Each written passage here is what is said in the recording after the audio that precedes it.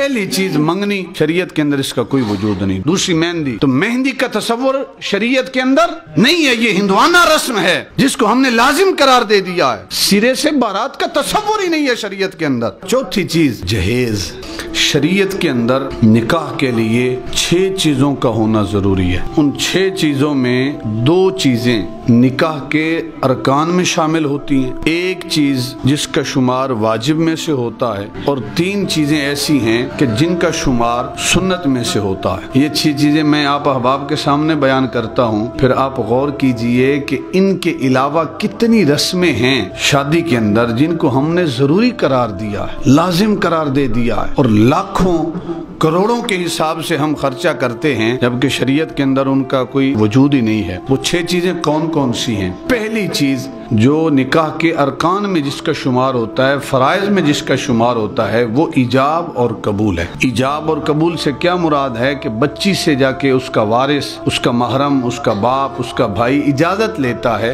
कि बेटा तेरा निकाह हम फुला मर्द से करना चाहते हैं, फुला लड़के से करना चाहते हैं, तेरी रजा है इसमें? बच्ची कहती है जी मैं राजी हूँ, तो बच्ची की तरफ से इजाब हो जाता है। फिर वो वालिद आके वकील बनता है और इमाम साहब लड़के को निकाह कबूल करवाते हैं। वहां से इजाब हुआ, यहाँ लड़के ने कबूल किया। ये बेसिकली एक ही शुमार होती है, इजाब और कबूल। ये पहला रुकन है निकाह का, अगर ये ना हो तो निकाह होता नहीं। दूसरी जो चीज है वो है कि जब इजाब और कबूल हो तो वहाँ 2 गवाहों की मौजूदगी जो है ये भी निकाह के अरकान में से है। यानी मर्द और औरत, लड़का और लड़की कहें कि हम खुद निकाह करना चाहते हैं और गवाह नहीं हैं तो उनका निकाह हो सकता नहीं। तो ये 2 चीजें जो हैं, 2 गवाहों का होना और इजाब और कबूल, ये 2 अरकान में से हैं। तीसरी चीज वो हक मार है, वो वाजिब है। उस हक मार के बदले जो लड़की है वो लड़के के लिए हलाल हो रही होती है। 3 चीजें हो गई, 2 फराइज में से, 1 वाजिब में से, और 3 चीजें जो हैं वो सुन्नत। एक चीज है खुतबा निकाह, दूसरी चीज है जब निकाह हो जाए उसके बाद चुहारे या किशमिश तकसीम करना, तीसरी सुन्नत जो है दावत वलीमा जो है उसका इनेकाद किया जाए, ये भी क्या है?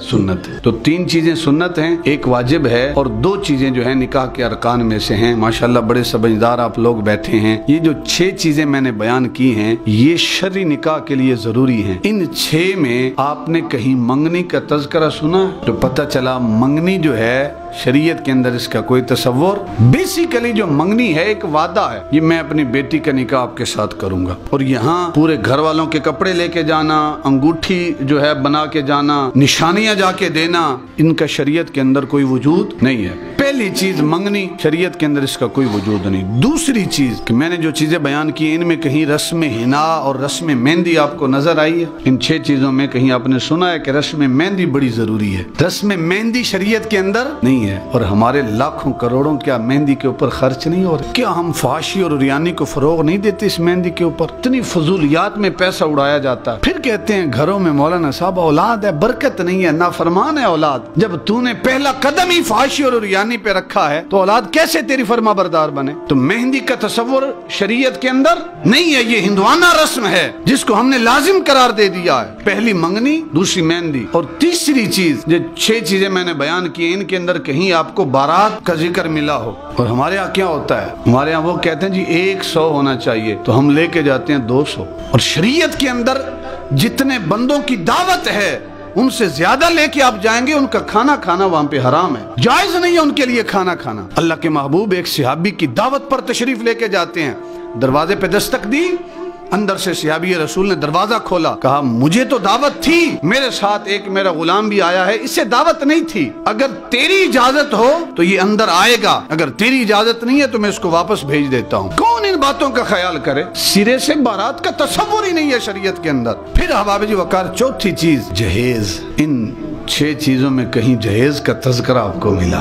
और फिर हम लोग ये बयान करते हैं कि सैयद कायनात को सरकार ने जहेज दिया था। 4 तकिए थे, 2 चादरें थी, 1 रिवायत में है कि पलंग भी था, एक रिवायत में एक चक्की थी। तो ये मुख्तसर सा साजो सामान था, लेकिन जो भी सरकार ने सैयद कायनात को दिया था, सरकार ने अपने खर्चे से नहीं दिया था, मौलाए कायनात के खर्चे से खरीद कर सैयद कायनात को दिया था। और निकाह की रस्म कितनी सादगी से तय पाती है। सरकार इरशाद फरमाती है, अनस को जाओ जितने मेरे गुलाम मिलते हैं लेके आ जाओ। एक हजरत अनस हैं, हजरत तल्ला हैं, हजरत जुबैर हैं, चंद और सहाबा हैं, वो इकट्ठे होकर हुजूर की बारगाह में हाजिर होते हैं और अल्लाह के महबूब निकाह पढ़ाते हैं मौलाए कायनात का।